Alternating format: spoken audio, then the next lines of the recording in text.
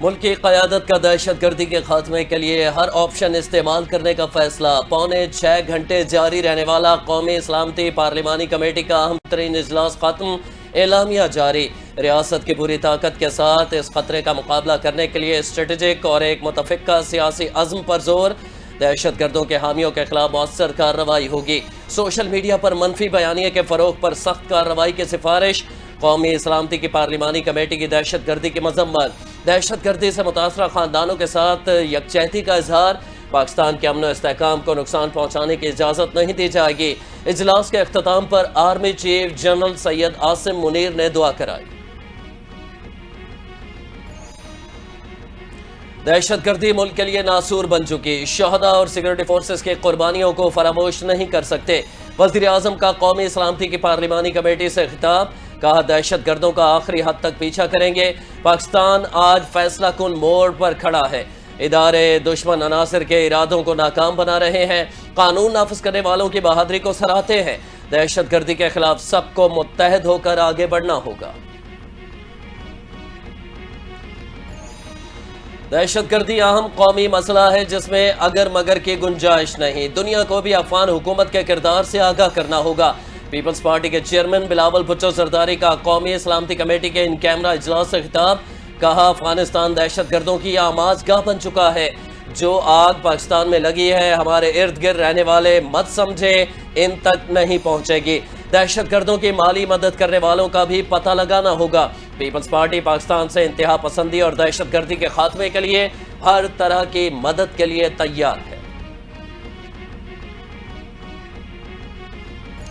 تحریک انصاف کو اجلاس میں نہ دیکھ کر مایوسی ہوئی۔ پی ٹی آئی مجھ سے مشورہ کرتی تو انہیں شرکت کا مشورہ دیتا۔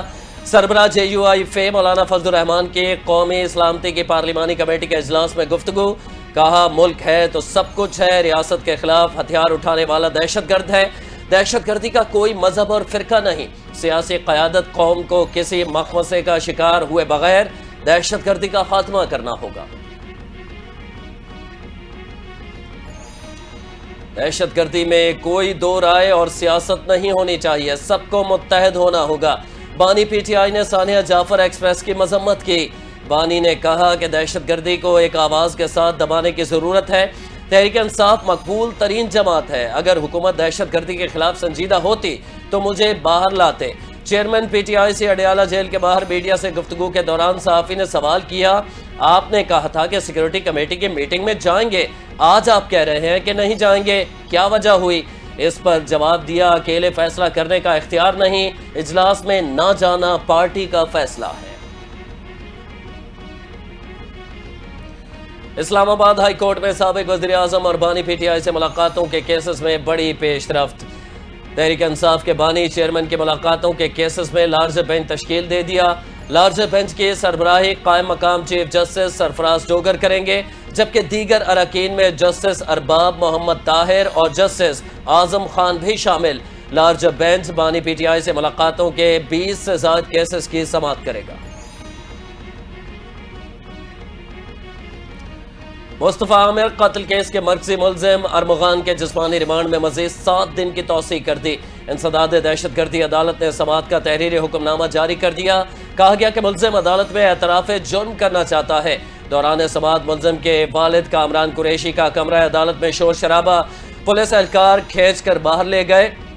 حکم نامے کے مطابق ملزم نے اپنے والد کی طرف سے لائے گئے وکیل خرم عباس کو اپنا وکیل ماننے سے انکار کر دیا۔ ارمغان نے والد کے ساتھ بھی ملاقات کرنے سے منع کر دیا۔ گورنر پنجاب سلیم حیدر سے پیپلز اسٹوڈنٹس فیڈریشن کے وفد کی ملاقات، پیپلز پارٹی کی تعلیمی اداروں میں مثبت تبدیلی کے عزم کا اعادہ کیا۔